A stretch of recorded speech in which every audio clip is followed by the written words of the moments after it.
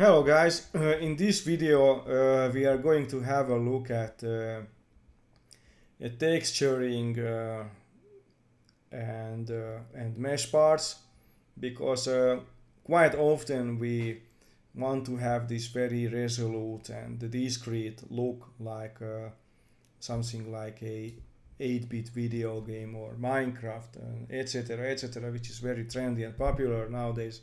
So, but and the technique involved is pretty simple, but the explanation is is very interesting, and I want you to have a deeper understanding because when I just visualize this problem for just for fun, very funny, yeah, then I I realized that this is it's very interesting because uh, at first when we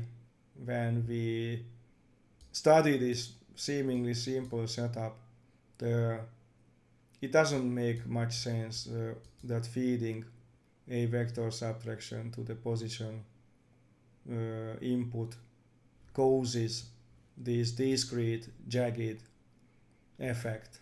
Why is it so? Why uh, this subtracting from object position the part center causes this? Because first, object position is vertex position. This naming convention is really bad. This should be vertex position because this network evaluates the vertices in the mesh. That's what it does in the first place. It takes all the points in the mesh and it's doing operation on those points. It has nothing to do with this coordinate, with this object position here. This is this cube for layer 1 object position.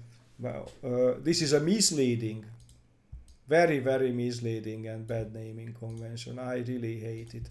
Uh, Wherever you see object position in the node editors, it's actually vertex position. And then when we subtract from vertex, it doesn't mean, because it somehow implies that there is only one operation here, because there is one object position.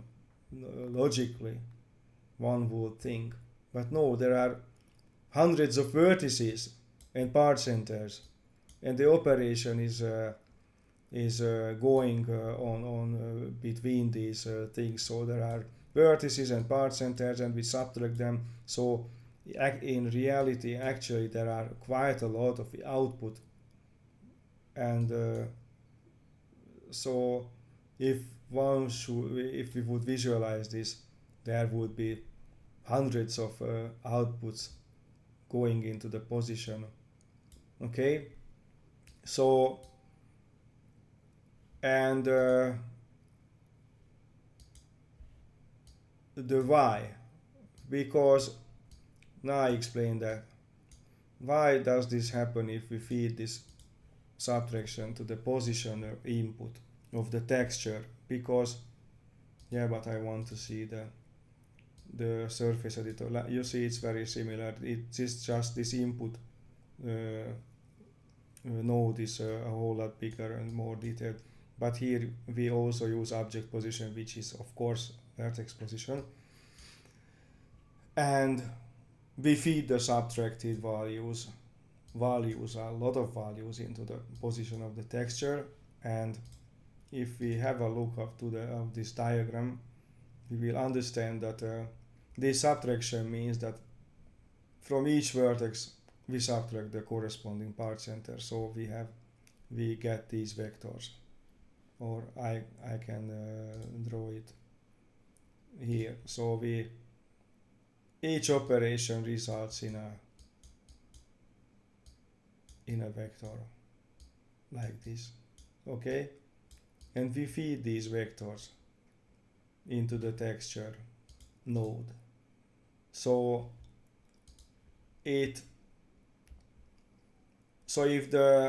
our polygon is like this and the texture on top, it looks like this. Normally renders out as a gray box with a blue dot in the middle and some green on the corner.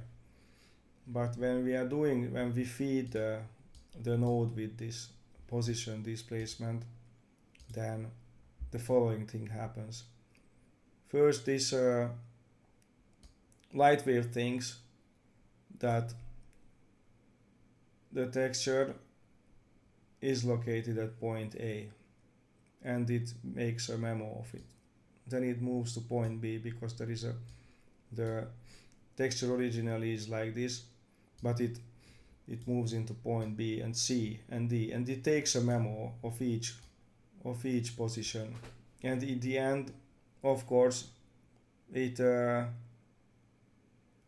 this midmost color information in the center of this or at the part center is basically it's scaled up to the corners. It's like if you are familiar with After Effects, then there is this 4 corner pin or stretch or whatever.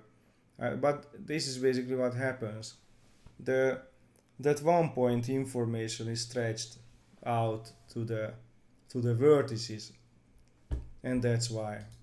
And that goes for the nodal displacement, for the vertex displacement, if you have this heteroterrain here, but if we feed this with a grid or I don't know, honeycomb, but whatever, this doesn't matter. So that's the reason. Okay, thanks for watching. I hope this was useful. Bye.